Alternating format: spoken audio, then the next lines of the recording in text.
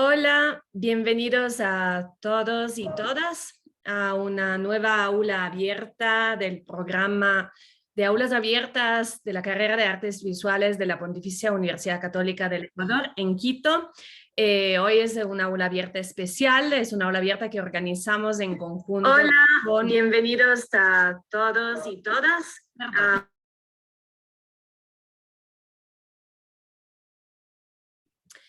Y esta aula abierta es coorganizada, les decía, en colaboración con la Ibero de Puebla y con el curso específicamente de arte contemporáneo. Les explico un poco, yo y Alma Cardoso estamos colaborando en una cátedra compartida de historia del arte desde nuestras dos asignaturas que Alma dicta en Puebla y que yo dicto aquí en Quito. Y nos pareció como muy pertinente, muy provechoso invitarle hoy a hablar a Eric Castillo para integrar los debates en el aula, para poder potenciar aquel microcurso que de alguna manera hemos configurado en conjunto, ¿no? Es como si yo diera mi curso, Alma el suyo, pero en el marco de estos dos cursos hayamos creado una serie de sesiones, que son 7 u 8, Alma, ¿verdad?, en donde vamos como hablando de historia del arte, de metodología de la historia del arte, pensándola en un sentido más amplio como historia de la imagen. Bueno, y un poco, bueno, más adelante les contaremos los alcances de esta investigación que nos apasiona mucho y que estamos haciendo en conjunto con nuestros estudiantes de las respectivas clases. Entonces, sin añadir más, te doy la palabra, Alma, para que le presentes a nuestro invitado especial del día de hoy.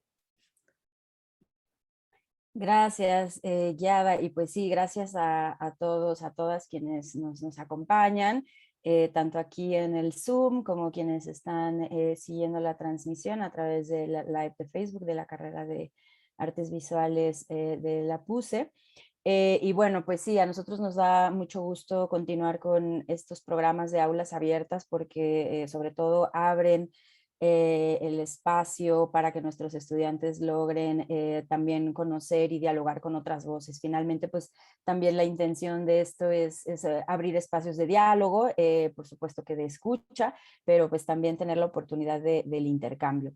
Entonces, bueno, pues yo le agradezco muchísimo a Eric que nos acompaña hoy.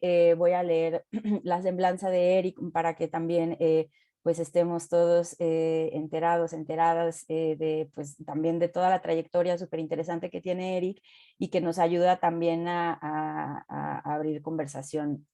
Bueno, Eric estudió la licenciatura en Artes Visuales en la Facultad de Artes y Diseño de la Universidad Nacional Autónoma de México. Es crítico, curador e investigador en los campos del arte moderno y contemporáneo. Como escritor, ha publicado textos desde 1995 en libros, catálogos y ediciones periódicas nacionales e internacionales. Cuenta con 24 años de labor docente, como ponente y conferencista en diversas instituciones públicas y privadas. Desde el año 2001 ha realizado curaduría para museos públicos nacionales y estatales y para espacios culturales diversos, en México y en el extranjero.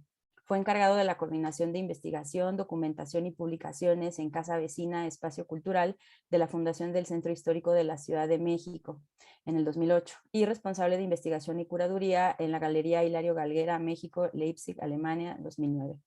Fue coordinador curatorial de la organización de la 16ª Bienal de Pintura Rufino Tamayo en el 2014, curador en jefe del Pabellón de México en la Expo Internacional de Milán, Alimentando al Planeta, Energía para la Vida del 2015, co-coordinador curatorial de la Bienal de Arte Lumen, Parámetro 03, 2018, y coordinador curatorial de la Segunda Bienal Abierto de Pintura Lumen en el 2019. Fue miembro del comité del programa Pago en Especie, Sistema de Administración Tributaria de la Secretaría de Hacienda en el periodo 2015 a 2019. Es autor, entre otros, de los libros 15 minutos de flama por Libros de la Meseta, Mantarraya Ediciones del 2008 y El juguete en México, de Vaso Roto Ediciones en el 2015. Eric vive y trabaja en la Ciudad de México y bueno, pues le damos la bienvenida. Gracias, Eric, adelante. Muchas gracias. Gracias, Alma. Gracias, Yara. Para mí es un placer poder insertarme en una conversación con gente y con personas que están en formación diversa. Me parece propicio, además, que lo que yo pueda compartir aquí con ustedes haga sentido para las distintas perspectivas que tienen de inserción laboral, a nivel académico y a nivel de intereses. Yo preparé, a partir de los comentarios que recibí por parte de Alma Cardoso, preparé una presentación que sería muy importante que pudiéramos tener un espacio de interacción, de retroalimentación de ideas, como una presentación que es un inicio para una charla, para un intercambio. Entiendo que la investigación que han realizado ustedes tiene que ver con los procesos del arte que se proyectan desde el siglo XIX hasta la primera parte del siglo XX en la era vanguardista, y que también en el caso de lo que ha hecho Giada se van, digamos, proyectando también hacia la época contemporánea. Quisiera como principio en la conversación puntualizar que lo que yo voy aquí a poner sobre la mesa de las ideas es no nada más una información para artistas o para gente que está tratando de ser productores de arte. También tiene que ver con las personas que hacen gestión, interpretación, análisis o curadurías que desde mi punto de vista, en el momento en que se forjó el proceso del arte moderno, que daría lugar al proceso contemporáneo del sistema del arte, pues son figuras paralelas. Artistas, analistas, gestores, promotores y diferentes tipos de agentes culturales, para mí, empezaron su labor al mismo tiempo. Voy a sostener ideas a partir de unas imágenes que me van a servir de punto de partida para hacer una interpretación sobre algo que quisiera que tomáramos en cuenta como un proceso largo, una situación que se dio en el devenir y que no es nada más algo que cristalizó simplemente, sino que fue una realidad compleja. Quisiera hacer una invitación a imaginar esta conversación como una visita a un momento de complejidad. Voy a compartir mi pantalla para empezar esta conversación y espero que cuando yo termine en la primera etapa podamos tener un intercambio muy productivo, muy interesante. Por cierto, si en algún momento de la presentación hay algún punto que fuera crucial discutir en ese momento, por favor, podemos hacer una interrupción sin ningún problema.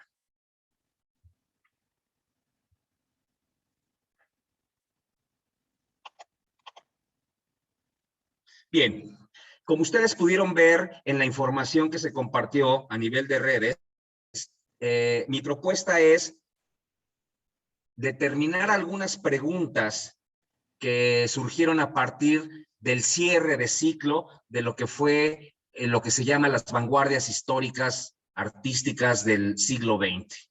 Hay muchas preguntas que surgen a partir del cierre del ciclo de las vanguardias. Se podrían hacer muchas preguntas.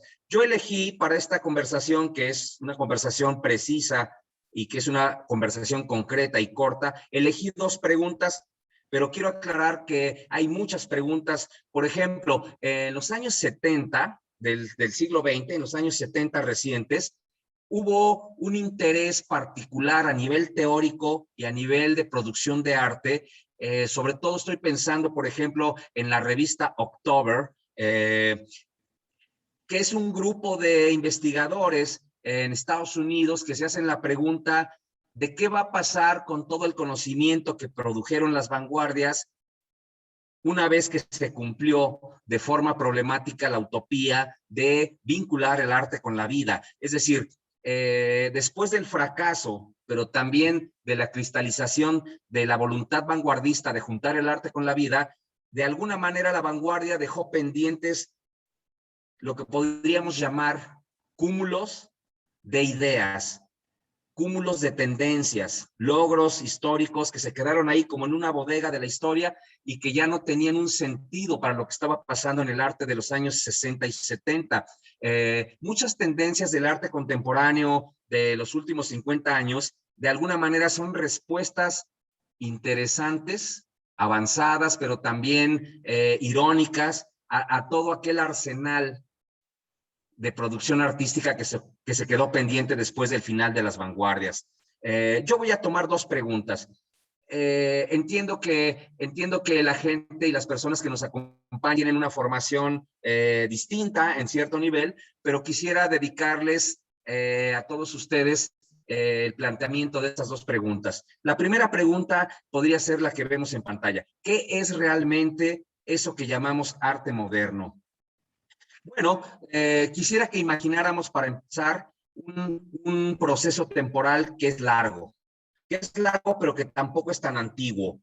Ustedes están acostumbrados, igual que nosotros, a que la historia del arte en su escritura esté planteada en las carreras, en las universidades, desde un pasado inmemorial, por ejemplo, desde la época del arte rupestre, prehistórico o desde la antigüedad. Yo quisiera hacer una invitación a que imagináramos un recorrido de tiempo analítico cuya prehistoria se encuentra en el siglo XVII. O sea, no pensemos en algo que está antes. No quiere decir que no importe el pasado, solo quiero decir que imaginemos una prehistoria en el siglo XVII y en el paso del siglo XVII al XVIII. Cuando las academias de la era de la Ilustración fueron fundadas, estoy pensando en la Academia Francesa, que sigue bajo el signo de las Cortes. Bueno, pues estoy pensando entonces en una academia fundada a mediados del siglo XVII. ¿Por qué estoy hablando de esto? Bueno, recuerden que el sistema de las bellas artes, a partir de la fundación de esta academia, quedó de alguna manera sistematizado. ¿Esto qué significaba? Significaba que la voluntad del poder absoluto por tener a través del arte una legitimación cultural llevó a este mismo poder a fundar las academias que nosotros conocemos como las esferas donde se estudia y se transmite la producción del arte, en el sentido de las bellas artes, es decir, de las artes plásticas.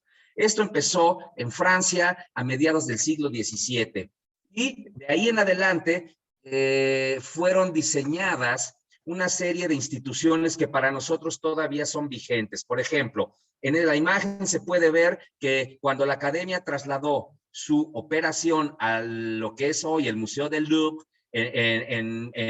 a través de estas exposiciones, estoy pensando en el último año del siglo XVII, por eso puse ahí que el Salón Carré del Museo del Louvre fue un sitio para exponer los logros de la academia al término de esa centuria del siglo XVII. Y la primera exposición, digamos, que tuvo lugar en la academia, que acabamos de ver en la imagen anterior, fue justamente en el año 1655. Entonces, primera idea, entre 1655 y el final del siglo XVII, Academia de Arte, enseñanza sistemática, uso del arte como una práctica legitimadora de la idea de la monarquía francesa y ya, por ejemplo, como antecedente puse ahí, desde el siglo XVI en Florencia, había este concepto de salón de exposición. Por lo pronto, quise recordar Florencia porque esa es una ciudad-estado en lo que después sería Italia, que en lo que llamamos el Renacimiento ya nos habla de un vínculo muy importante premoderno de ciudad, arte y conciencia cultural. Volvamos entonces a nuestro escenario. Siglo XVII, principios del siglo XVIII. Los salones académicos de exhibición, en el sentido en que lo estamos viendo en la imagen como un gabinete saturado con aquellas pinturas y aquellas esculturas acumuladas en un criterio de saturación, que son los lugares públicos, la primera esfera pública del arte moderno en el ámbito de las academias, todavía bajo el régimen monárquico. Un dato interesante, las academias fueron un lugar, igual que los salones literarios y los jardines de intercambio social, que estimularon la crítica del poder monárquico. Imagínense una corona promoviendo el arte académico y una academia empezando a criticar la estructura del poder absoluto. Una institución que traicionó la voluntad de la corona por promover la relación entre cultura y monarquía, y que sería la Academia de Arte y la esfera pública que surgió a partir de ahí un primer paso hacia la construcción de una república anti-absolutista. Los reyes inventaron una institución espejo y ese espejo les mostró una crítica.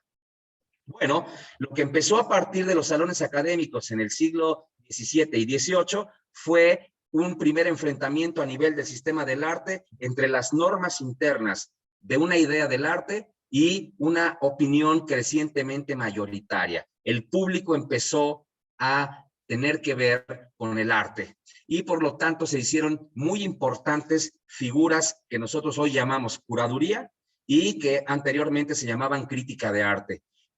Quiero señalar que la curaduría y la crítica de arte nacieron en el mismo jardín, pero la palabra curaduría empezamos a adjudicársela hasta el siglo XX en el campo del sistema del arte al trabajo de interpretación, análisis, gestión y divulgación de los contenidos museológicos. Sin embargo, los pioneros o las personas pioneras de la curaduría empezaron a trabajar desde el momento mismo en que Napoleón quería administrar el acervo para lo que sería el Museo del Louvre, o cuando los primeros conservadores trabajaron en British Museum, también en el siglo XVIII. Es decir, críticos de arte, futuros curadores, artistas, académicos, nacieron en el mismo piso en el siglo XVIII.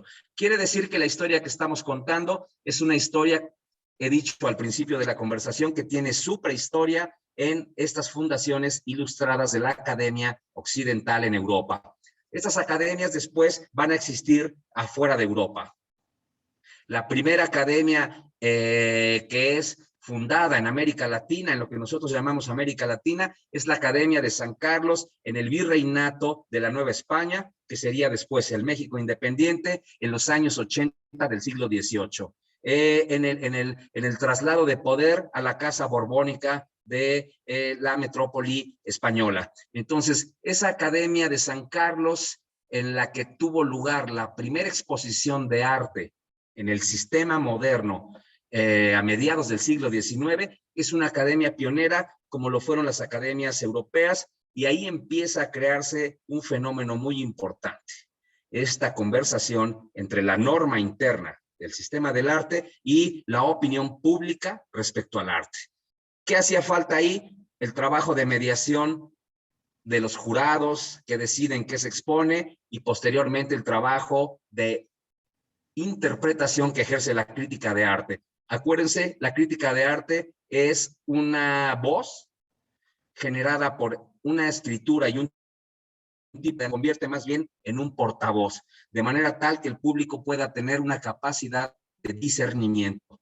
Esta cultura jerárquica, como se ve en la imagen de forma ilustrativa, que surge con la fundación de las academias, va dando paso a la recepción democratizada, democratizante, pero aún no democrática del todo, porque la democracia nunca es un proyecto terminado, sino que es un proyecto en construcción, es un jardín para cultivar, pero ya está ahí, en el fenómeno de las exposiciones, ya en el siglo XVIII avanzado, ya está una confrontación muy clara entre la cultura jerárquica interna de un sistema que era muy necesario para que el arte tuviera una soledad y una autonomía en crecimiento, y por otro lado existe una recepción democrática.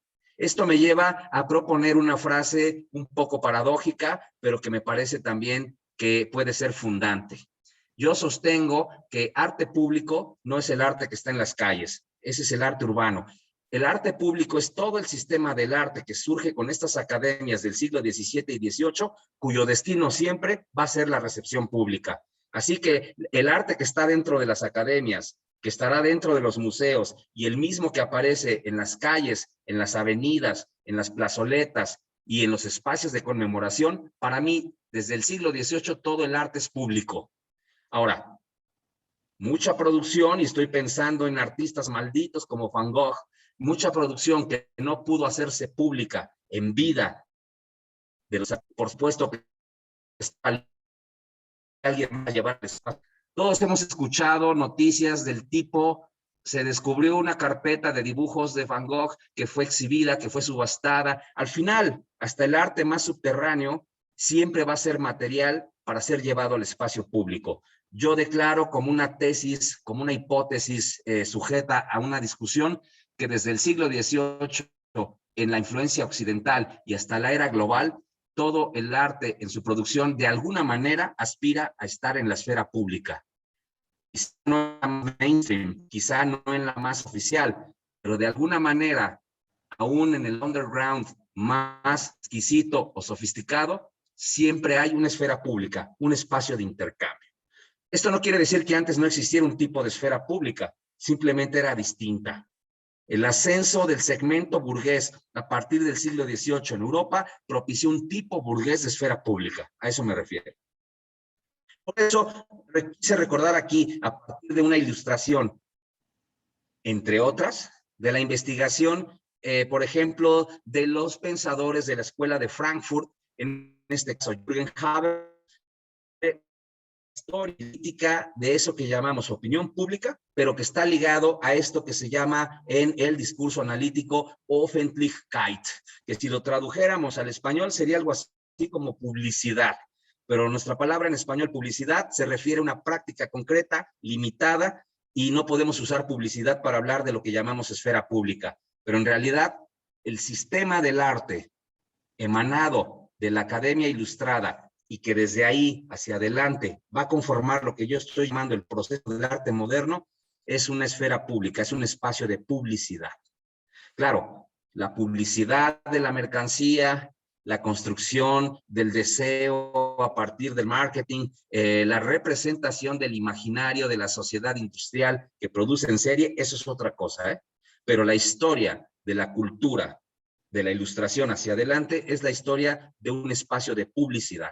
Si pudiéramos imaginar el uso de ese término, no tendríamos entonces dudas a la hora de entender el cambio de referente que se da, por ejemplo, en la era del arte pop, que elige un imaginario que tiene que ver con las mercancías en un espacio de publicidad, pero que ya era publicidad antes de tener que ver con el intercambio y la compra de productos. ¿Qué tipo de arte a nivel histórico, para usar un esquema muy conocido, y en este caso quiero apelar a lo convencional, porque no siempre es inútil lo convencional, voy a apelar a una sucesión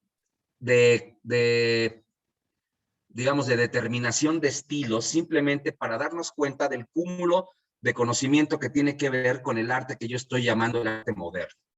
La pregunta era, recuerden, ¿qué es arte moderno? La respuesta que yo propongo es, arte moderno es un proceso.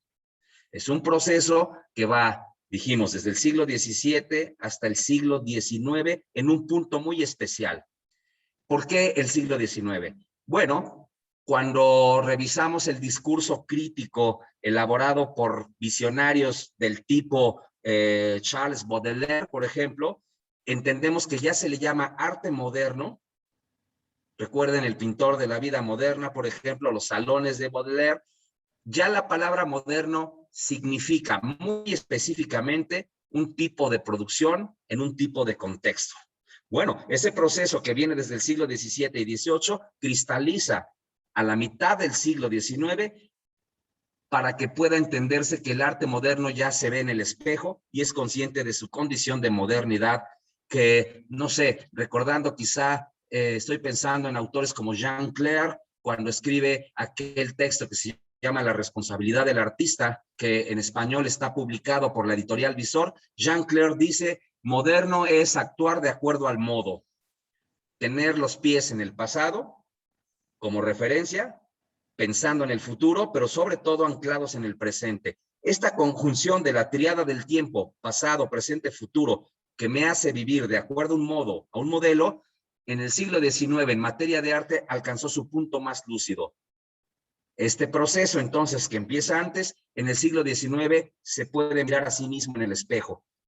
La imagen me sirve para recordar que, por ejemplo, el trabajo de un artista como Fragonard o un mundo como el que llamamos rococó, es el mundo que todavía no tuvo la fortuna de ser aceptado por el esquema del arte académico. El rococó fue considerado frívolo. El realismo, digamos, costumbrista, representado en este caso por la obra de Greuze, sí es considerado, y gracias por poner en la referencia de Jean Clair, es considerado un tipo de arte que por primera vez es materia del mapa sistemático que promueven las academias. Esto tenía que ver también con una cierta idea moral del arte. Recuerden que este artista, Greuze, es un artista del cual Diderot, un primer crítico de arte muy visible, porque hay muchos más en el siglo XVIII, pero digamos, tomando a Diderot como un síntoma, él se empieza a interesar por dos artistas. Uno de ellos es justamente Jean-Baptiste Greuze, ¿no? Quizá, digamos, Chardin es el otro artista que podría ser el primer artista que hace pareja con un crítico, como entendiendo el arte como un proyecto hacia el futuro. Entonces, bueno, de alguna manera el rococó, el costumbrismo, pero quiero llamar en este momento la atención. El neoclasicismo, para caer en la etiqueta así precisa, sería el primer tipo de arte que sirve a las academias ilustradas ya avanzado el siglo XVIII, y recuerden que son los momentos previos a la Revolución Francesa, que son momentos donde la academia va a dejar de operar. Digamos, la academia más avanzada en Europa, que en ese momento era la Academia Francesa, va a interrumpir labores por el proceso que nosotros mapeamos a partir de la Revolución Francesa y de todo este ciclo tremendamente influyente a nivel no solo europeo, sino a nivel hemisférico, que es justamente la Revolución Francesa. Y también quisiera pensar en el proceso de independencia de los Estados Unidos. Dos procesos que son muy influyentes en la búsqueda de autonomía de lo que estaba sucediendo en América. Pero bueno, el neoclasicismo, fíjense, una práctica rigurosa, sistemática, además que tiene la mirada de nuevo en la era fundacional de la cultura europea, que sería el mundo grecorromano. El neoclasicismo se convierte en lo que yo llamaría el momento analítico. Olvídense de la etiqueta neoclásico. Es el tipo de arte ideal para demostrar que el proceso del arte moderno empieza con una idea analítica del arte. ¿Qué quiere decir esto? Es muy importante no solo para la gente que hace arte, sino también para los que lo gestionan y lo analizan. El arte de alguna manera es entendido en partes, como una cosa, imagínense, como una ingeniería. Se estudia el arte del pasado en sus componentes, se genera terminología, se desmonta como si fuera un Lego y luego los artistas lo arman. El arte del pasado lo analizan por partes y el arte que ellos producen lo arman como si fueran ingenieros. Esto no solo tiene que ver con la racionalidad, es un error y un lugar común de interpretación decir que esta es una época racionalista. Eso sería como reducir la complejidad. No solo es la razón quien hace este proceso de análisis, está involucrada la intuición, la memoria, el reconocimiento y la tradición del sentido común. El arte, y ahí sí entra una valoración sistemática, el arte es estudiado como si fuera un rompecabezas. El arte del pasado se desarma y el arte que se produce se arma. Eso le da por primera vez al arte moderno su característica de base, que es un armado y que es un montaje. Esto de que el collage y el montaje cinematográfico nos revelan el fragmento en la producción de arte, eso es de 100 años después. O sea, en el arte neoclásico ya está armado como un montaje, ya hay un principio de fragmentación. Se hacen estudios y ustedes lo saben, se representa una mano, un desnudo, un drapeado, y si yo tuviera tiempo para hacer esta conversación todavía más digresiva, más delirante, me iría quizá a la experiencia única que representa el trabajo de Leonardo da Vinci, que es el primer artista que puso la imagen en estado analítico. Lo que no terminó y lo que produjo por partes nos revela en su obra algo que descubrimos después en Matisse, que los Leonardos no acabados y los Leonardos acabados tienen la transparencia de mostrarnos todo el sistema de la creación de una imagen, como si fuera el esqueleto de su arquitectura. Esto y otras cosas más. La visión de la naturaleza, Leonardo, de que está compuesto por elementos, a ver las coincidencias que tendría él con la visión y la concepción budista de la realidad. Pero bueno, vamos a olvidar esa interrupción y regresemos a la época que nos concierne. El arte neoclásico es la primera práctica que concibe al arte como una construcción analítica, que tiene componentes y que para producir una obra de arte requiere una síntesis, o sea, análisis, síntesis. Claro, hay otro proceso. No solamente es el arte de las academias, no solamente es la enseñanza sistemática de la producción de una imagen. O sea, si pensamos, por ejemplo, en el mundo de Goya, si pensamos en la aparición del romanticismo como una especie de mediación mucho más abierta que la que proponía el neoclasicismo, vamos a descubrir que las mismas academias de arte no solo fueron neoclásicas, sino también fueron románticas. Cuando se dice que el arte académico es clasicista, se incurre también en una limitación. Las academias también promovieron el romanticismo. Aquí solo me queda decir, para acortar los caminos a nuestra conversación, que el romanticismo fue un movimiento espiritual en Occidente, no fue solamente un estilo sistemático de arte académico, que reconsideró que la antigüedad medieval, después de lo grecorromano, y la relación del arte cristiano con la confesión religiosa, produjo un tipo de imagen que de alguna manera había sido olvidada. En ese sentido, el romanticismo recuperó la formación de lo europeo a partir de esta Edad Media y construyó además una práctica muy interesante respecto a la diferencia que tiene cada disciplina artística.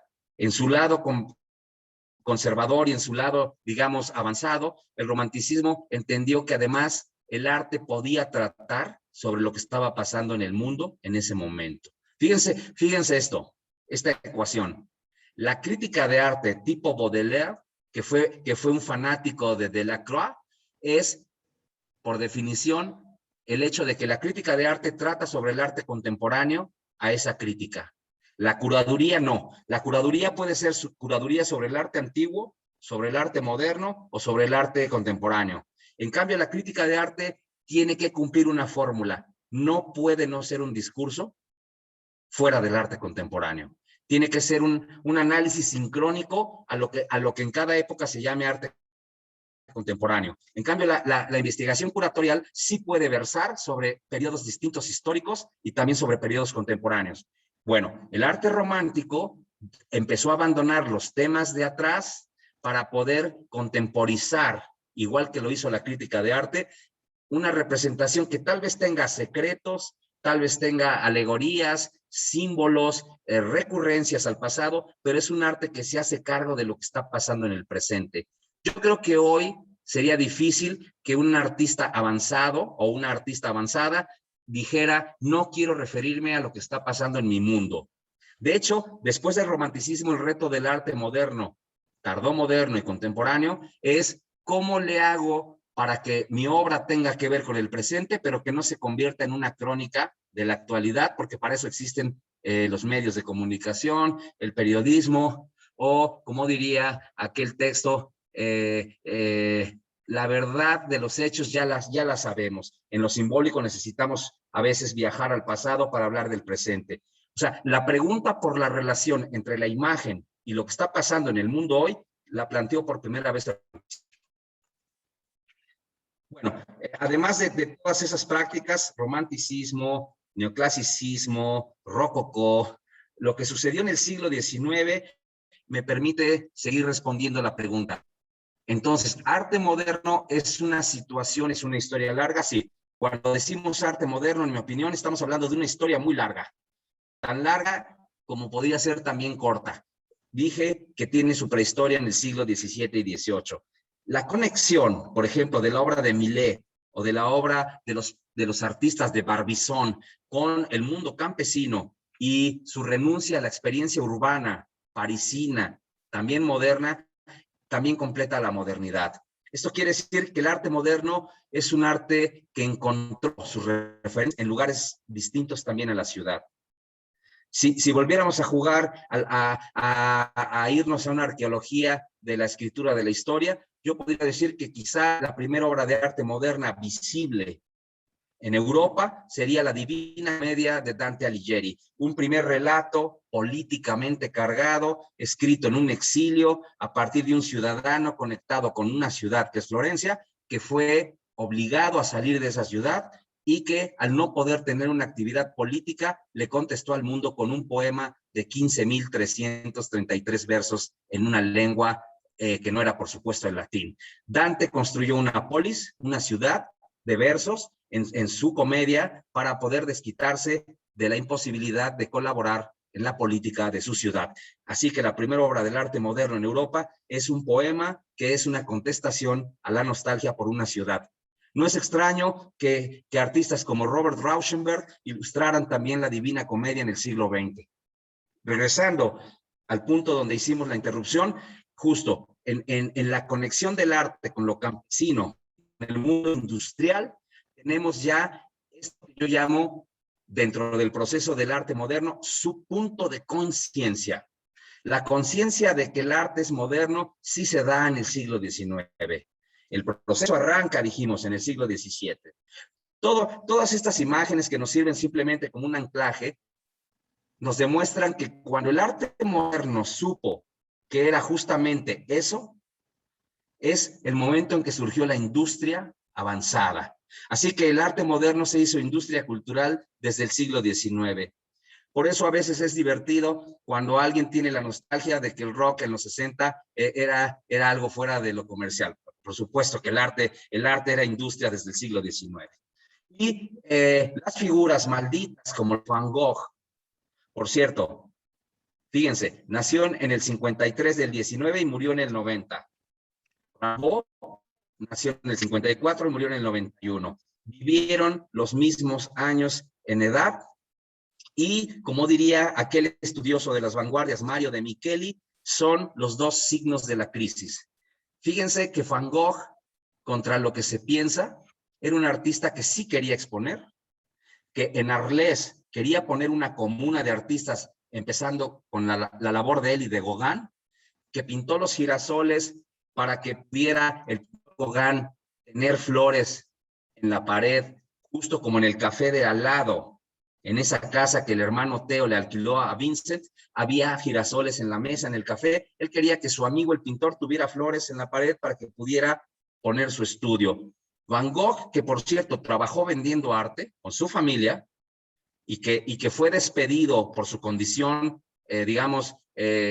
psiconeurológica, fue alguien que sabía perfectamente que existía un sistema del arte y que existía lo que yo llamé una esfera pública. Él quería exponer, quería vivir del arte, quería que la gente viera su obra. En los cientos de cartas que compartió con su hermano, hay una que es muy interesante, donde él dice, tal vez yo sea un buen pintor o tal vez sea un mal pintor. Lo único que sí sé, Theo le dice a su hermano, es que no existe todavía el público para mi obra. Pero yo pienso que tal vez un día haya un público al que le interese mi obra. Todo el público del siglo XX, hasta nuestros días, es el público de Van Gogh. Quizá su gran profecía fue la de que lo único que le faltaba era una esfera pública para lo que él había pintado. Su obra no tenía esfera pública, era la obra de un expoliado. Pero él estaba triste por eso. Él no quería ser un outsider, él quería ser un artista como otros, proponiendo su obra, mostrándola y poniéndola a la mirada pública. Bueno, a Rimbaud lo puse porque en sus muy mal interpretadas, extraordinarias frases, él tiene una al final de la temporada en el infierno. Acuérdense, ese es el poemario que él escribe por última vez en vida, aunque en vida es el último que publica, aunque después vendrán las iluminaciones, pero al final de temporada en el infierno dice aquella frase, debemos de ser absolutamente modernos. Si ustedes visitan ese texto y lo revisan en contexto, tengo la impresión de que a lo que se refiere Rimbaud es que ser moderno significa ser nosotros mismos en relación con lo que recibimos históricamente, romper con el pasado, cortar la línea parental, romper lo que hicieron los antecesores, pero sin texto y producir lo que nosotros vamos a hacer. Ser moderno significa darle la cara al presente, hacer lo que nos toca. Esa frase se completa con aquella que él dice que somos horribles trabajadores en un campo de siembra y que ahí donde tú te derrumbes se van a levantar otros horribles trabajadores para continuar la faena. La invitación de Rimbaud cuando él abandona la poesía siendo un adolescente es de que tenemos que alcanzar la singularidad, así como lo plantea en el futuro la inteligencia artificial. Tiene que tener capacidad de autonomía y dar la cara por lo que hace. No puedes vivir del pasado. Mensaje para artistas, propuesta para artistas. Utilizar las herramientas del arte históricamente pasado es totalmente viable. Si no logramos darle un sentido contemporáneo al uso de elementos del pasado, cualquier dispositivo, por ejemplo, en la pintura en México, les comparto que hay una obsesión kitsch por una pintura pseudo-realista, pseudo-académica, pseudo bien producida, que muchos no tienen un giro contemporáneo y que se convierte en un objeto de mercado. ¿Por qué? Porque parece arte, porque parece para museo y porque quien la compra cree que compra arte. Pero muchos de esos artistas, en su inteligencia, dicen, bueno, si solo estoy tratando de pintar como los autores del pasado, cosa que por cierto ustedes saben que es muy... Yo no he visto ninguna obra de los últimos 50 años que se parezca a un Tiziano, ni que se parezca a un Caravaggio, ni que se parezca a un Vermeer, aunque por cierto no es necesario ver eso. Es decir, los simuladores de los efectos del arte del pasado apuestan a que eso puede ser atractivo para el público abierto o para el coleccionismo de alguna manera amateur. Pero un artista comprometido tampoco tiene por qué ignorar las herramientas del pasado. Se puede poner a andar una herramienta del pasado de la misma manera en que se restaura un coche clásico. Si tú logras que esa máquina pueda circular hoy en día y tenga un brillo y tenga una vuelta de tuerca, quiere decir que tú puedes usar las herramientas anteriores a ti y usar las herramientas más avanzadas.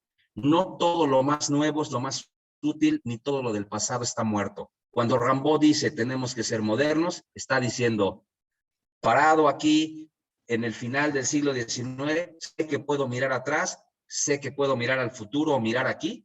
Acuérdense, pasado, presente y futuro, eso significa moderno, y puedo usar todo lo que yo considere que es viable, pero tengo que aterrizarlo en una coartada que sea para el presente. En la capacidad que tengamos para aterrizar cualquier elemento de cualquier época en una relevancia para el presente, en esa capacidad va a residir nuestra condición de modernos. Y ser moderno no significa vivir en la etapa occidental de la modernidad. Ser moderno significa tener la posibilidad de autonomía. Ok. La autonomía y la soberanía del sistema del arte es un problema filosófico, es un problema analítico, ha sido abordado sobre todo a partir del trabajo de Theodor Adorno en su estética que se hizo pública en los años 60 y después toda una constelación de pensamiento ha abordado el tema de la autonomía. Generalmente causa culpa el hecho de que el arte sea autónomo y se busca que el arte tenga una vinculación con la realidad. Bueno, la frase de Adorno es muy interesante. Él escribió que en su apariencia el arte encuentra su verdad. Esto es una paradoja, es una antinomia. ¿Cómo es posible en su ser una imagen el arte encuentre su relevancia social? Esa sería mi traducción. ¿Cómo es posible que en ser un artefacto dentro de un sistema así público, pero al final simbólico, el arte pueda tener un efecto y una incidencia en la dinámica social? ¿No será una especie de retorcida paradoja que en su estar allá pueda estar acá? Bueno, justamente en medio de esa paradoja es que podemos plantear desde el final de la modernidad con Adorno el escenario de la posibilidad para lo contemporáneo. ¿Qué tanto en su ser un sistema cerrado el arte puede causarle un efecto a los sistemas del resto de la razón moderna? Aquí les puse un ejemplo de una muy buena traducción de la editorial Visor, de una investigación que se llama justo La soberanía del arte, que realizó uno de los descendientes, digamos, del Instituto de Investigaciones Sociales de Frankfurt, que se llama Christoph Menke. un filósofo que en 1991 publicó este estudio en el que básicamente él dice, sí, si aplicamos algunas herramientas de la teoría que hoy llamamos postestructuralismo, podemos entender el concepto de negatividad estética de Adorno, por medio del cual él explica por qué es importante la autonomía para que exista la soberanía. Soberanía significa cuando el arte de alguna manera cambia la vida. Autonomía significa cuando está encerrado en su propio sistema y logra funcionar aislado del resto de lo social. De alguna manera en la vanguardia fracasó la utopía de llevar el arte a la vida.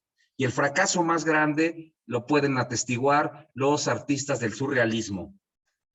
Quizá si elegimos una vanguardia, quisiera pensar esta tarde no en el suprematismo, no en el productivismo del prolet cult soviético, sino pensaría en el surrealismo. ¿Por qué? Bueno, para empezar, desde el romanticismo hasta el surrealismo, que ya los tenemos muy claros metidos en un mapa, hubo la idea de que a través del arte se puede alcanzar el absoluto. Imagínense esto, desde el romanticismo hasta los años 20, 30 del siglo XX, la comunidad internacional del arte descubrió que el arte ya podía prescindir de su relación con lo religioso. O sea, los románticos actualizan el recuerdo de la confesión cristiana en su relación con el arte, pero luego la empaquetan y dicen, yo creo que el arte podría seguir adelante en su conexión con lo espiritual sin la religión. Y ya para la época del surrealismo está muy claro que el arte es una forma de acceso al ser. Sin embargo, en el proceso de los años 30, que va hasta los años 50, que es cuando el surrealismo se vinculó al socialismo, y estoy pensando en la etapa de la revista Minotauro, y que viene un fracaso de la relación entre la idea de la cultura de masas soviética y el arte de vanguardia. El surrealismo guarda sus cosas y se vuelve a encerrar en lo que André Breton llama el retorno a la autonomía. Hay un relato muy interesante contado por el escritor mexicano Octavio Paz, protagonizado por él y por André Breton en los años 60, donde él le pregunta a Breton, oiga, y al final, ¿dónde queda el proyecto del surrealismo con la política? Y Breton le dice, mira, esto es algo que se intenta históricamente, pero tal vez sea el momento de guardar silencio otra vez. Tal vez sea el momento de aceptar que la utopía de la vanguardia no pudo llevar la imaginación al poder. Como diría aquella pinta del situacionismo en las calles de París, de la imaginación al poder. Tal vez eso sea simplemente un deseo. Tal vez tengamos que volver a callar y tal vez históricamente el arte tenga que ser autónomo y luego otra vez buscar la soberanía y luego volver a ser autónomo. No es una tarea que esté terminada. Bueno, lo que hemos dicho hasta hoy, hasta este momento vamos a dejarlo como en blanco. Vamos a empezar una nueva conversación. A principios del siglo XX, el arte de vanguardias significa un cambio de paradigma radical. Por otro lado, hay una negación del pasado y una negación del arte histórico. Y fíjense lo que significa ponernos en los zapatos del momento. Cuando Matisse pintó La alegría de vivir como ejemplo, es un ejemplo entre otros. Imagínense que es como si él hubiera quemado las naves estando en una nueva tierra. Hoy es muy fácil decir, claro, me interesa lo barroco, me interesa el collage, uso fotografía, pero también hago procesos digitales, de repente hago pintura al temple, me interesa el trabajo en la escultura, hago video, pero no estoy lejos de los procesos artesanales de manufactura. Bueno, cuando esto pasó, realmente rompieron con el pasado. Esta es la primera obra que muy visiblemente hizo la crítica a la concepción espacial que tenía casi más de 400 años de vigencia. Ya no representó en lo que se llama la ventana iconográfica la idea de un espacio volumétrico, prospectivo, y que si seguimos las investigaciones que hay sobre la representación científica, también tienen que ver con el orden social. O sea, punto, el foco, el orden de la imagen en el realismo desde el Renacimiento hasta el objetivismo del siglo XIX son la representación del orden social y van de acuerdo al orden de la ciudad y al orden del poder. Un espacio plano, donde hay figuras intersexuales, donde hay una ambigüedad de género, donde además no sabes qué distancia existe, porque en la representación de este jardín todo podría ser lineal, pero recuerden, como sucede cuando los niños colorean los libros para iluminar, el color está totalmente aparte del orden que impone la línea. Aquí son el color y la línea dos elementos, al mismo nivel que cada quien vive en donde quiere. Y aparte hay esta ambigüedad temática, esta ambigüedad prospectiva en el espacio, y entonces la alegría de vivir a nivel del lenguaje es la alegría de estar indeterminado, es la alegría de no tener una categoría que te define, y la imagen final del punto que llamaríamos el término posterior es un Matiz. Después es una danza en un jardín del Edén, donde el lenguaje por primera vez es libre después de 400 años. Cuando Picasso, en una batalla de ego, porque además él tenía una profunda batalla de ego con Matisse, después de ver La alegría de vivir, hace Las señoritas de Aviñón, recordando aquellos lupanares, aquellos prostíbulos de Aviñón en Barcelona. Él lo que hace es representar un espacio plano, profundo, y además por primera vez lleva a la escena de las referencias la presencia de lo africano, de lo ibérico, y nos presenta figuras acostadas que parece que están de pie, figuras de espaldas que parece que están de frente, y lo único que hace, y digo lo único casi de una forma inmerecida, es llevarlo de Matisse a un extremo mucho mayor. Es decir, aquí el arte moderno, ya consciente de su modernidad desde Baudelaire hasta Matisse y Picasso, es una práctica que puede darse el lujo de circular libremente por todos los referentes culturales sin límite de tiempo y sin límite de espacio.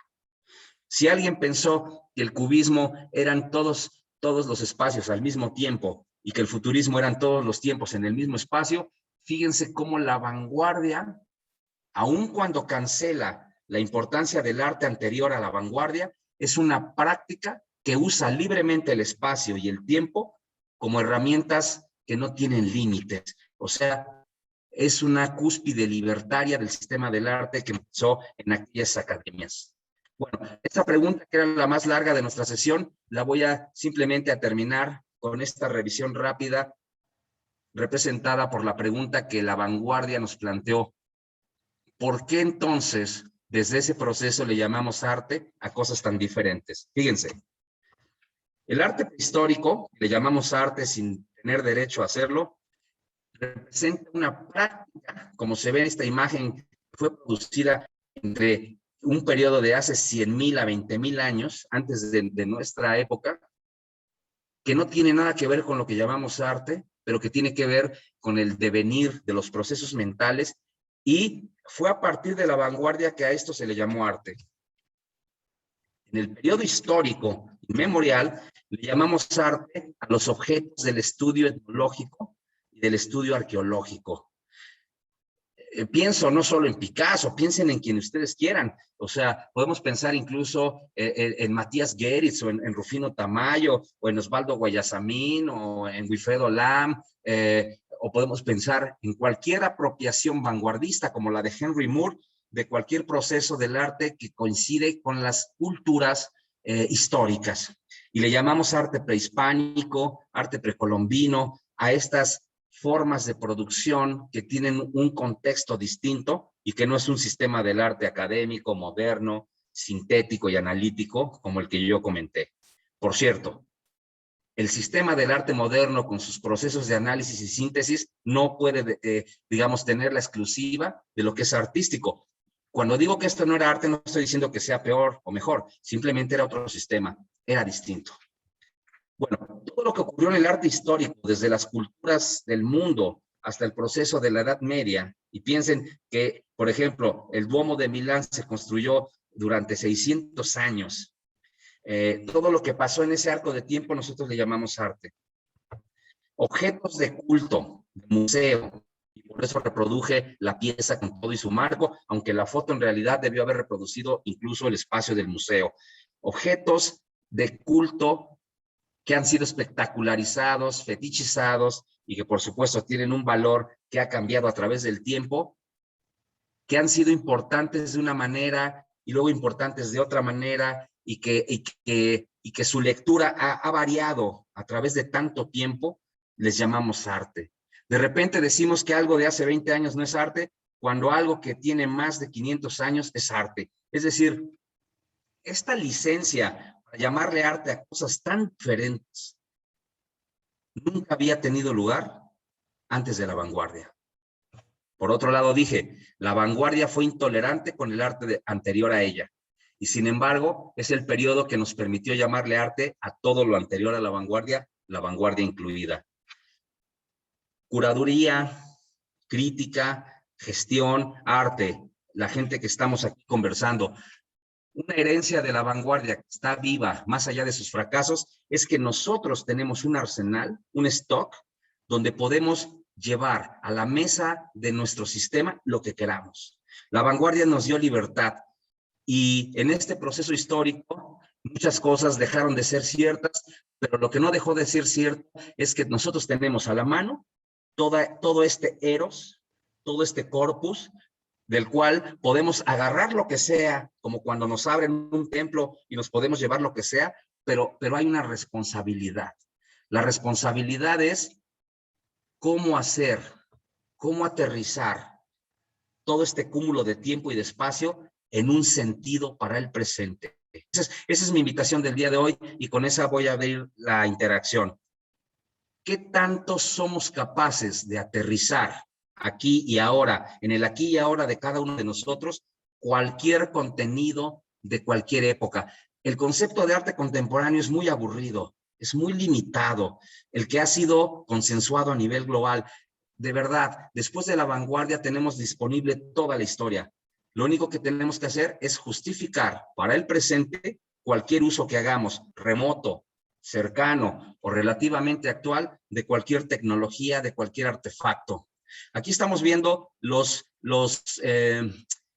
puertas del archivo Nietzsche, ¿no? En Weimar, en Alemania, en la misma ciudad donde surgió la República de Weimar, que persiguieron los nazis, y estamos hablando de un objeto de arte aplicado, como se le llama, en la era del Art Nouveau. Esto también es arte. Las prácticas, digamos, performáticas, no objetuales, más bien ligadas a lo que después sería el arte de acción, el happening, el performance, el teatro pánico, todo lo que tiene que ver con las prácticas del cuerpo, que ya no son artefactos objetuales, sino que son eventos, acontecimientos. Fíjense cómo en la vanguardia, por ejemplo, aquí estoy recordando el taller de Oscar Schlemmer sobre diseño de vestuario en Bauhaus, con lo cual estoy recordando una academia de arte fundada en 1918, que sería perseguida justo por los nazis, en la que la idea de arte fue sacrificada como artefacto autónomo con poderes de influencia soberana para volverse vida, diseño, experiencia. Podríamos terminar con una controversia a nivel de factura. El ready-made es una forma rápida de hacer arte, pero su compensación está en el hecho de que es una obra de arte que trata sobre el sistema del arte. Todos sabemos que la apropiación de Duchamp se hizo como un acto crítico frente a una política de curaduría de la Sociedad Independiente en Nueva York, que vendió los espacios de exhibición a un precio por dólar. Es decir, en la exposición convocada por este grupo del cual formaba parte Marcel Duchamp, se podía pagar por participar en la exposición. Cuando él, quizá tomando, como la investigación ha revelado, este objeto hecho por su amiga Elsa von Freytag, que ella lo hizo en otro contexto, cuando él lo pone en la exhibición firmado así, con un seudónimo, para poder burlarse de los modelos y los criterios de curaduría de esa exposición, y logra decirle a sus pares, bueno, si se puede comprar la participación en una expo, entonces puede participar cualquier objeto en la medida que el criterio es económico, es monetario. le responden algo así como, sí, bueno, pero no esto, ¿no? Esto es inédito, es insólito, no está hecho con los materiales del arte. Yo creo que en el juego de Duchamp y en una edición donde yo volteé la página, en un libro de Iris Mink, una investigadora sobre Duchamp, cuando volteé la página y atrás del binario estaba la postal intervenida de Gioconda, me dio la impresión de que la silueta del urinario y la silueta de Gioconda coinciden. Un objeto macho, un objeto femenino, un objeto históricamente asumido como arte, otro hecho fast track, uno que tiene una manufactura de largo aliento y otro que tiene una manufactura inmediata, podían tener en la forma una alianza. Duchamp dejó abierta siempre esta posibilidad. Yo creo que las vanguardias comprimen por lo menos 5 siglos de producción artística, le dan la vuelta crítica a lo que en las academias en el siglo XVII y XVIII se fundó como sistema del arte, aceptando su construcción de una esfera social y pública, y nos demuestran que sin esa esfera pública, sin los espectadores, sin los gestores, sin los agentes, no podrían existir enunciados delirantes como este, con lo cual creo que la vanguardia, y termino, no cerró una época, creo que más bien abrió una puerta. No sé qué capacidad tengamos nosotros de entrar en el espacio que quedó abierto, que no tiene que ver ni con la Segunda Guerra Mundial, ni con el ascenso de la industria creativa, ni con el despliegue del capitalismo multinacional o salvaje.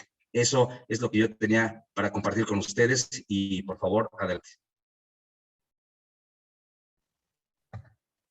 Gracias, Eric. Bueno, pues como siempre nos has tirado ahí un conjunto de bombas que están súper buenas para conversar.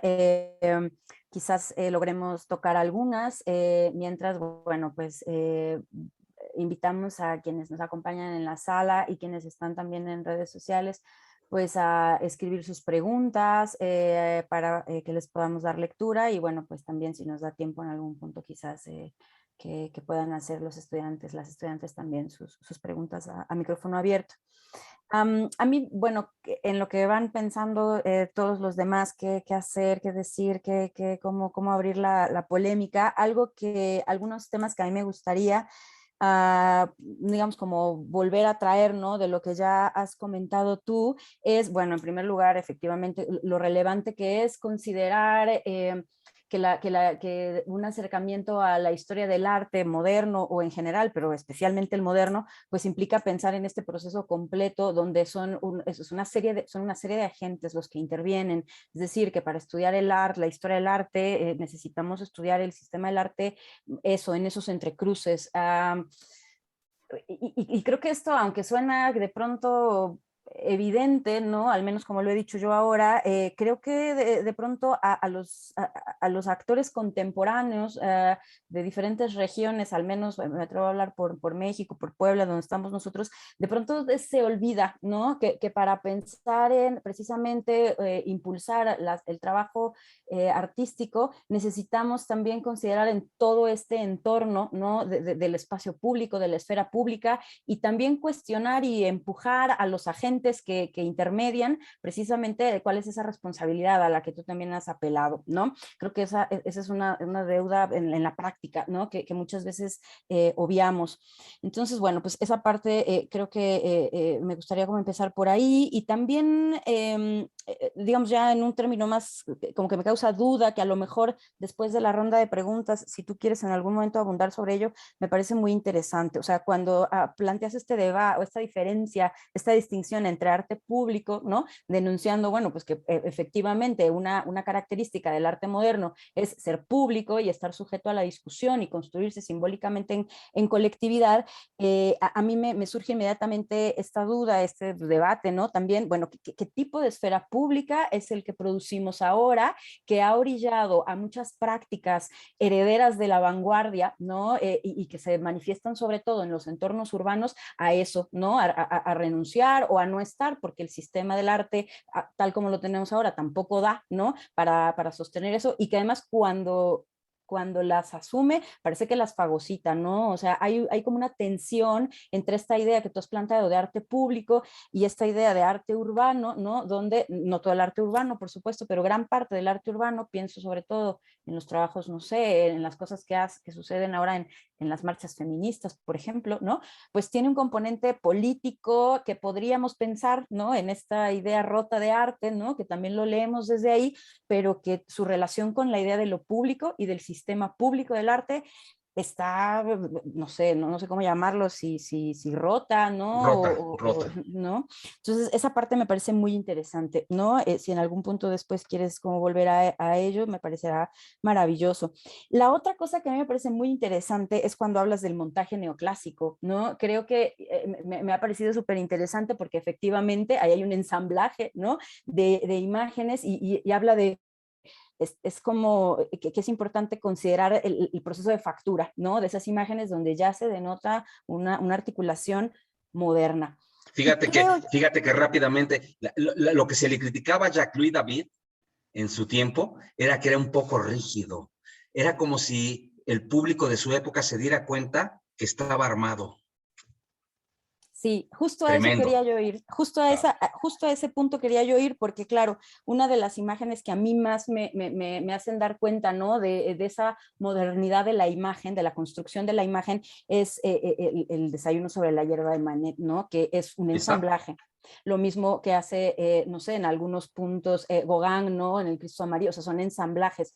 Entonces mi pregunta sería, ¿será que esa conciencia de la que tú hablas en el montaje de la imagen en lo contemporáneo, lo que toma es, digamos, a propósito, la intención justo de mostrar esas costuras, o sea, de no tamizarlas, ¿no? Mostrar el backstage, ahí está. El arte de los últimos 70 años ha presumido las costuras y el otro trató de disimularlas, pero hoy estamos en la era de mostrarlas, mostrar la cicatriz del armado. Yo digo que tenemos abierto el futuro para seguir explotando eso. Sí, absolutamente. Creo que esa idea también me parece súper importante. Me encanta ¿no? que lo hayas puesto así, exacto. Estamos mostrando el backstage, ya no importa que se noten los cables atrás de la banda, ya no importa que se note la tramoya. Bueno, si ya lo vamos a mostrar, mostrémoslo con libertad. Justamente, sí, me parece que esa idea es súper potente. Y bueno, pues la última, aunque insisto que esto no acaba, ¿no? Creo que esta idea, ¿no? Del fracaso de la vanguardia, de llevar el arte a la vida, a mí, bueno, y a lo mejor de ahí también, tú al principio citaste October, ¿no? Y yo pensaba inmediatamente en El retorno de lo real de Hal Foster, ¿no? O sea, como decir, bueno, es que fue tan dura la ruptura, ¿no? Fue tan duro el golpe, ¿no? Que hay un trauma, ¿no? O sea, que el arte contemporáneo y el tardomoderno, pues a lo mejor se puede pensar desde un trauma, desde una herida abierta, ¿no? Y que entonces, cierro de nuevo con esto que tú también cerraste, o sea, ¿cuál es esa responsabilidad y esa conciencia histórica, ¿no? Ante este desfondamiento, ¿no? del concepto de arte que derivó de la vanguardia. Entonces, bueno, yo quería como tocar esos temas porque a mí me parecieron súper importantes para continuar la discusión y bueno, pues si quieres, guiada, hacemos como preguntas que estén bueno, ahí. Si quieres, primero me hago responsable de lo que comentaste al último. Si yo pudiera elegir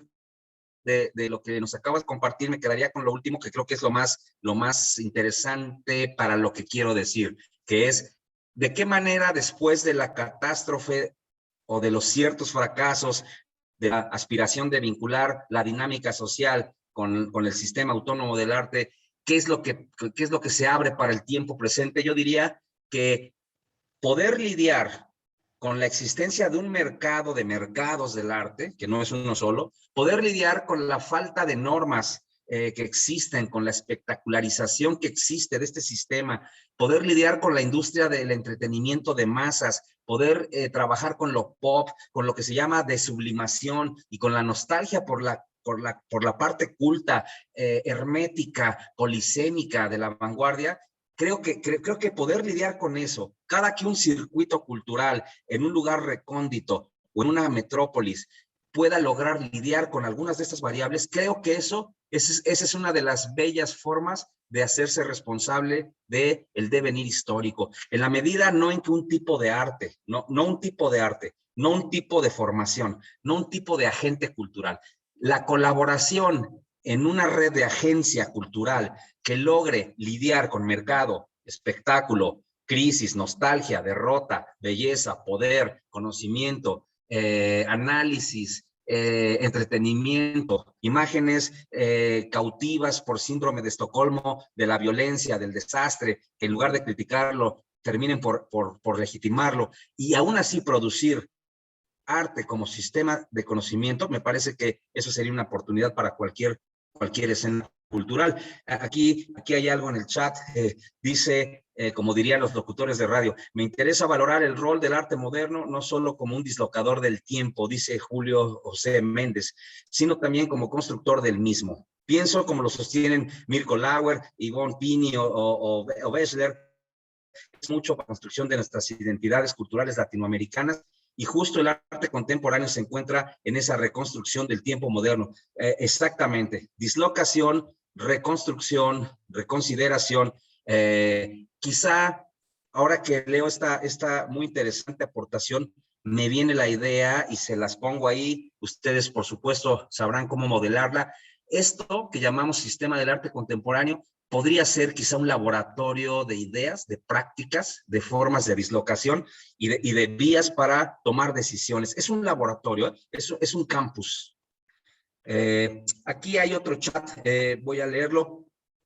Nos dice Harto de Arte, Eric Castillo menciona que la vanguardia modernista aportó libertad, eso sí, con la responsabilidad del sentido, de crear un sentido para el presente, pero me pregunto, ¿cómo encontrar un sentido en un momento político y social tan complejo en ideologías y posturas? ¿Cómo articular un discurso universal desde el arte en este momento? ¿Cómo producir una voz para todos entendida? ¿Es posible? ¿Es necesario hacerlo? Ahora pienso en considerar las insurrecciones para descolonizar el inconsciente, y nos habla de lo de Sueli Rornick. Ok, sí. No, sí, exacto. Yo creo que muchas de estas cosas que yo abordé para echarle un poco de spot a un pasado y tratar de activarlo, sí, también ya han cambiado, ¿no? Creo que hablar de universal, creo que hablar de arte moderno, digo, nos sirve ahorita como una genealogía, pero yo creo que una primera forma sería justamente tomar de esas categorías lo que pueda ser productivo e ignorar el viejo debate sobre lo universal, lo local, lo regional. Creo que las formas de activar en el presente esas energías ya no van o ya no pasan necesariamente por esos términos. Yo lo que traté de transmitir con lo que compartí es, tomando en cuenta esa parte histórica, algunas líneas sacadas de ahí. Pero si nuestra conversación fuera sobre el mundo contemporáneo y sobre lo que está pasando ahora, estaríamos hablando en otro idioma, estaríamos diciendo otras cosas. Sí, yo creo que para empezar, ese concepto de universalidad, no creo que nos sirva. Ahora se habla mucho de cosmopolítica y de cosmohistoria.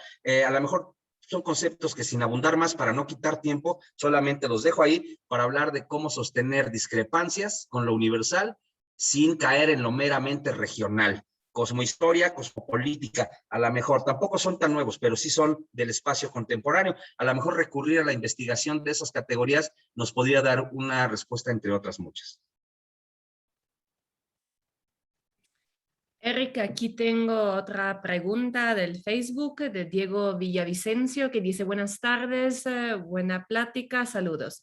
Eric, ¿cómo definirías el problema de la autonomía del arte en la sociedad burguesa pensando en los planteamientos de Burger? Y la segunda es, ¿cuál sería la analogía de tu introducción en esta tarde con la modernidad líquida según Bauman? Bueno, Peter Burger no sería la cita la que yo me remitiría. Siento que su teoría de la vanguardia fue muy importante para definir la autonomía. A mí me gustaría más recordar el concepto de autonomía como se dio justamente en la escuela de Frankfurt y como fue reformado a partir, por ejemplo, de las prácticas de la deconstrucción. Sí, yo definiría la autonomía como un logro histórico en el que un sistema pudo convertirse en un espacio en sí mismo, y diría que la autonomía causó mucha culpa, sobre todo en el proceso de estudio que viene después de Peter Burger, hacia los años 60. Creo que el neomarxismo y algunas otras prácticas que pretendían desideologizarse y que desafortunadamente entraron, algunas de ellas, en una nueva forma de ideología, pensaron que era una culpa burguesa que el arte tuviera su espacio de autonomía. Me estoy acordando en los años 30 de aquella conversación entre un pensador que no quisiera citar, pero que me parece interesante, que es León Trotsky, cuando él comenta en aquel congreso con André Breton justamente que de los horrores producidos por la sociedad burguesa desde el liberalismo hasta la aparición del socialismo científico, quizá el sistema del arte podría ser la única que él perdonaría. Me gustaría recordar la intolerancia de su pensamiento para celebrar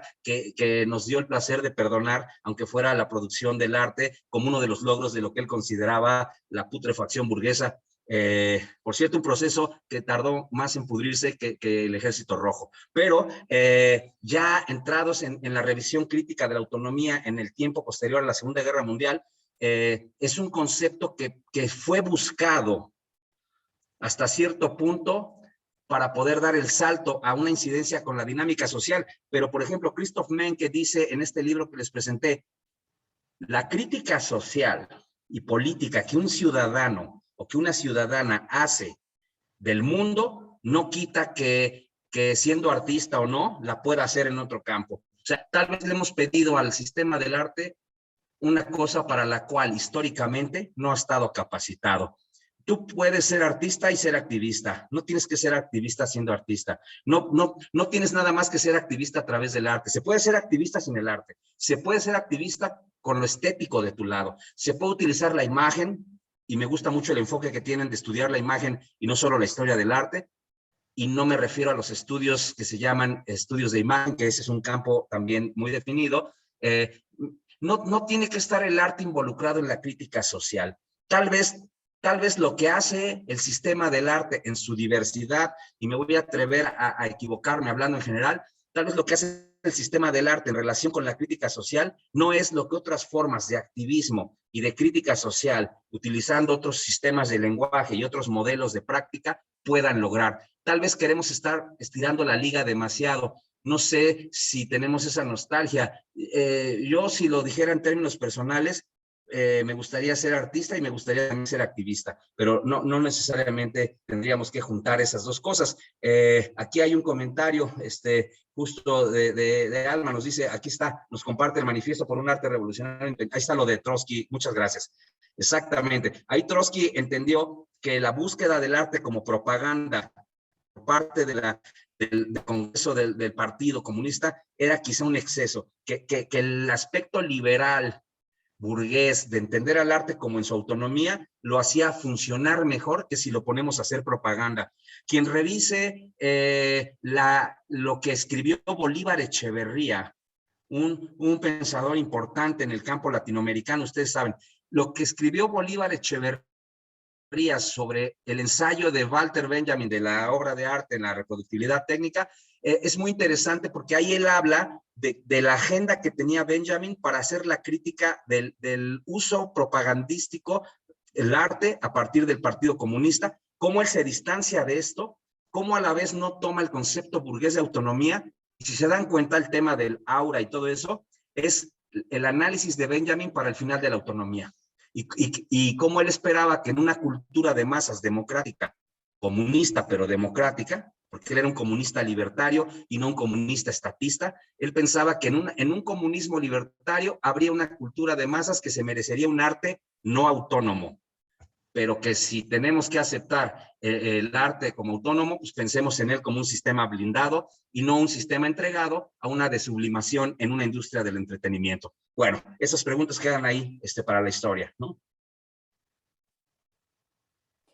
Yo pensaba también digamos, en estas referencias entre autonomía y heteronomía, ¿no? Precisamente pues, como en la apuesta, por ejemplo, de Rancière, ¿no? Donde dice, bueno, pues justo esa tensión, ¿no? Es la que es característica, ¿no? de las prácticas, claro, ya a la luz de la contemporaneidad, ¿no? Para cuando es el texto de Rancière, pero que vaya, que ni la autonomía está, hay que eliminarla, ¿no? Que aunque efectivamente seguro que tiene una carga de culpa burguesa muy, muy importante, pero que al mismo tiempo tiene que ver, creo que con eso que tú has presentado al inicio, ¿no? O sea, construir esa esfera de la posibilidad de la discusión, pues sí que nace, ¿no? En ese entorno burgués y claro, ¿qué agencia podemos tener actualmente de ella? Pensando también en cómo es ese propio sistema del arte moderno, burgués, ¿no? El que permite pues también esos canales para la discusión.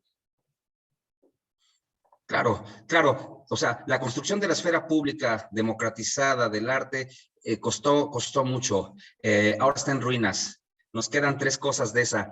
Yo preferiría mantener algunas de ellas y seguir construyendo hacia adelante que hacer una tabla rasa y estar expuestos a no sé qué suerte de totalitarismo y de polarización. Creo que igual que sucede con la democracia, el sistema del arte autónomo, ligeramente soberano y a veces malamente heterónomo, recuerden que la mía es la forma fracasada de la autonomía que pretende saltar a la vida, digo, como concepto, y que la soberanía sería la forma lograda del paso del arte a la dinámica social. Yo siento que en esas ruinas que están ahí todavía latentes, podemos reformar, podemos reconstruir y después borrar y crear una ciudad nueva. Pero igual que sucede con la democracia, en América Latina tenemos tan pocas instituciones medio funcionando que nos permiten no ser modernos, afortunadamente, en el sentido occidental, pero sí querer ser modernos en nuestra propia visión y quizás sobrepasar la modernidad para ser contemporáneos, pero vivimos en todos los tiempos, o sea, socialmente pertenecemos a los tiempos ancestrales, a los premodernos, a los modernos y a los contemporáneos.